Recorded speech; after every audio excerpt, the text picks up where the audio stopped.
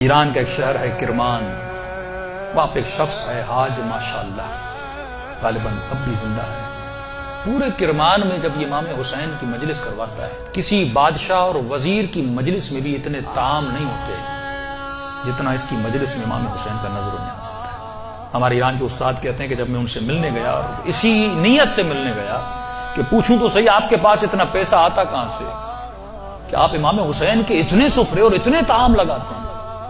جب ملنے گیا تو کہا کہ بوڑھا سا تھا 70 ایئرز کا، چہرے پہ عجیب نورانیت تھی، اور بیٹھا اور مجھے کہنے لگے کہ آج تک حسین کی میں نے جب بھی نیاز کیا میں نے جیب سے ایک پائی نہیں لگائی، مجھے نہیں پتا یہ کہاں سے آتا ہے، کون دے کر جاتا ہے، کہ پھر بھی یہ کیسے ہوا؟ میں نے آپ کے بارے میں بڑی چیزیں سنی۔ اس نے کہا کہ آج سے تقریباً 50 سال پہلے میرا کام تھا نجاری کا، جو لکڑیاں بناتے ہیں نا، لکڑی کا کام کرتا تھا، اور میری بڑی الفت تھی و محبت تھی امام حسین سے۔ میری زندگی عشق حسین کے محور میں گھومتی تھی۔ میں لکڑی کا کام تو کرتا تھا، لیکن میں بڑی محنت کر کے لکڑی کے ممبر بناتا تھا حسین کے لیے، مسجدوں کے لیے ممبر بناتا تھا، تعزیہ بناتا تھا، تابوت بناتا تھا، علم بناتا تھا، جس بھی مسجد کا کام ہو سب سے پہلے وہ کرتا تھا۔ پورا سال میری یہ روش تھی، مسجدوں میں ممبر دینا، تعزیہ دینا، حسین سے عشق تھا۔ اس کے ساتھ ساتھ تھوڑے ہاسپٹلز کے کام بھی کرتا تھا۔ ایک دن کام کرتے کرتے اچانک مجھے اپنی کڈنیز میں بہت تکلیف ہوئی۔ میں نے درد کو دیکھے اندیکھی کر دیا۔ 2-3 ہفتے گزرے، تکلیف بڑھتی گئی، یہاں تک ایک دن اتنی تکلیف ہوئی میں بے ہوش ہو کے گر گیا۔ مجھے ہاسپٹل لے جایا گیا، ڈاکٹرز نے مجھ سے کہا کہ کب سے تکلیف ہے؟ میں نے کہا 2 ہفتے سے تکلیف پڑ گئی ہے۔ انہوں نے کہا جلدی جا کر اپنے یورین کے ٹیسٹ دو۔ جب یورین ٹیسٹ دینے گیا تو میرا یورین ہی نہیں آ رہا تھا۔ پھر ڈاکٹر نے ایک انجیکشن لگا، کہا آج کے بعد گھر چلا جا، نہ تجھے چلنا ہے نہ تجھے کام کرنا ہے، بس بستر پہ سیدھا ہو کے لے جا۔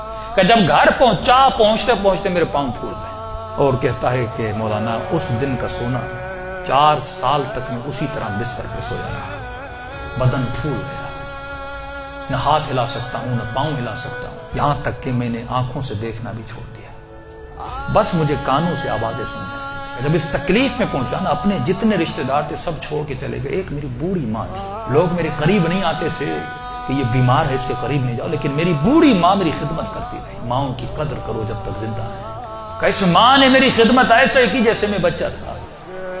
کہ ایک دن مجھے ہو گئے ہاسپٹل آنا جانا، بدن بہت پھول گیا، کھال بالکل نرم ہو گئی۔ کہ ہاسپٹل لے جایا گیا، ڈاکٹر نے جب مجھے پلٹا تو میری پیٹھ پہ کیڑے پڑ چکے تھے کیونکہ بدن نرم ہو چکا تھا۔ میری ماں ڈاکٹر کو کہتی تھی بیٹے کو پانی پلاؤں، کہتا تھا نہیں، بس چمچ کو گیلا کر کے اس کی زبان سے رکھو۔ کہا 4 سال میں نے وہ پیاس چکھی جس کو سوچ کے میں حسین پہ روتا تھا۔ شدت پیاس میں نے بس دل میں نے حسین حسین حسین کو، اپنے آقا کو میں نے امید نہیں توڑی، حسن ظن تھا میرے آقا حسین پہ۔ کہ جب آخری دن ہاسپٹل میں گئے تو ڈاکٹرز نے میری ماں کو کہا بس یہ چند دن کا مہمان ہے، اسے گھر بھیجا۔ یہ میں نے آواز سنی، اور سنی تو میں رو پڑا۔ میں نے کہا امام حسین 4 سال سے آپ سے امید لگا کر بیٹھا، مولا کیا آپ کا عاشق اسی طرح مر جائے گا؟ دنیا کیا کہے گی؟ حسین کو ممبر بناتا تھا، حسین نے اسے شفا ہی نہیں دی۔ کہ میری ماں نے گھر کے سرداب میں لا کر مجھے سلا دیا۔ کہ وہ دن تھے محرم کے دن، پہلی محرم ہوئی، میری ماں نے جلدی جلدی گھر میں صفائی کرنا شروع کی، اور نیچے آئی کہنے لگی میرے لال محرم شروع ہو گیا ہے، اب میں تجھے حسین کے حوالے کرتی ہوں، میں جاتی ہوں مجلس سننے۔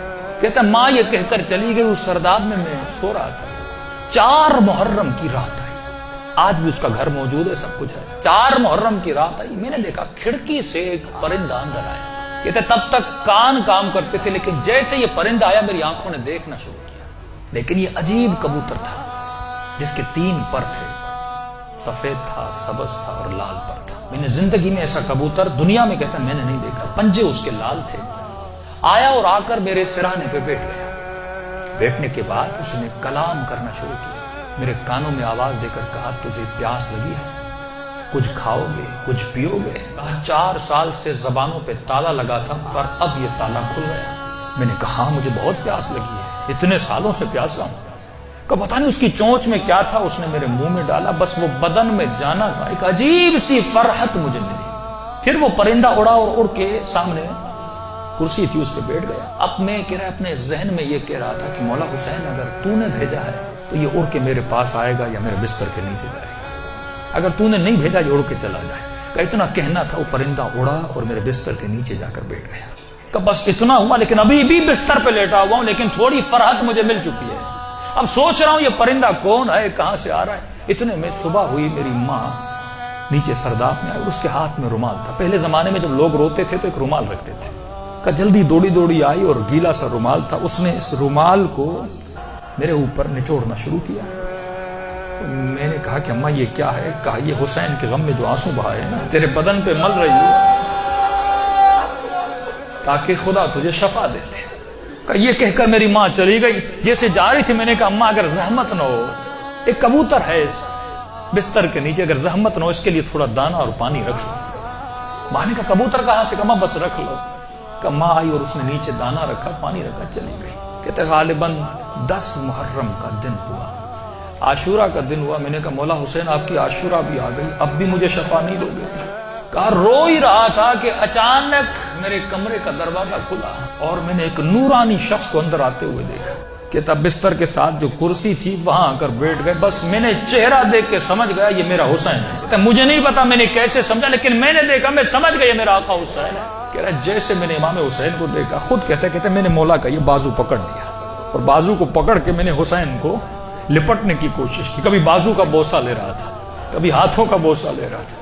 کہتا جب میں نے ہاتھ دیکھے نا تو مولا کی انگلیاں کٹی ہوئی تھی۔ میں نے کہا میں قربان جاؤں میرے آقا، 4 سال سے انتظار، میری جان آپ پہ فدا مولا، اتنی دیر لگا دی اپنی زیارت کر۔ امام حسین نے اپنا ہاتھ میرے سر پہ پھیرنا شروع کیا۔ کہا آج ماشاءاللہ ہم آ گئے، ہمارا انتظار تھا، ہم آ گئے، تیرا انتظار ختم ہو گیا، بتا تجھے کیا چاہیے؟ میں نے کہا میں نہیں بتاؤں گا، آپ کو پتا ہے مجھے کیا چاہیے، آپ میرے حال کو دیکھ رہے، میں زبان سے کچھ نہیں مانگوں گا، آپ کو پتا ہے کہ مجھے کیا چاہیے۔ اتنا کہنا تھا، حسین نے میرے وجود پہ ہاتھوں کو پھیرنا شروع کیا، میرے ہاتھوں کو پھیرا، میرے کاندھوں کو پھیرا، میرے جسم پہ ہاتھ لگائے۔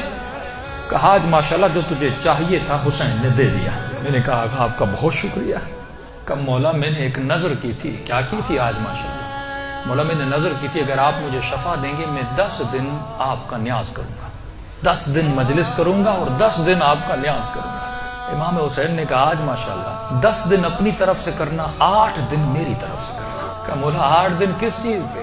کہا آج ماشاءاللہ 10 دن تو حسین کے لیے کرے گا اور 8 دن میری طرف سے میری اماں زہرا کے لیے کرے گا۔ یہ کہہ کر حسین چلے گئے اور جب چلے تو میں رونے لگا۔ اتنے میں وہ پرندہ بستر کے نیچے سے نکلا اور اس نے پرواز کرنا شروع کی۔ کہتا مجھے نہیں پتا وہ پرندہ پڑھ کیا رہا تھا، حسین آواز میں کچھ کہہ رہا تھا۔ آواز سن کے میری ماں دوڑتی ہوئی نیچے آئی، اسی نیچے آئی، لیکن دہشت اتنی تھی اس آواز میں، میری ماں اندر نہیں آ رہی تھی، پیچھے سے کہہ رہی تھی ماشاءاللہ یہ کمرے میں آوازیں کیسی ہیں۔ میں رو کر کہہ رہا تھا اماں اندر آ جاؤ، حسین نے مجھے شفا دے دی۔ یہ بوڑھی ماں دوڑی آئی، کبھی دائیں دوڑ رہی ہے کبھی بائیں دوڑ رہی ہے، کہاں ہے میرا آقا حسین؟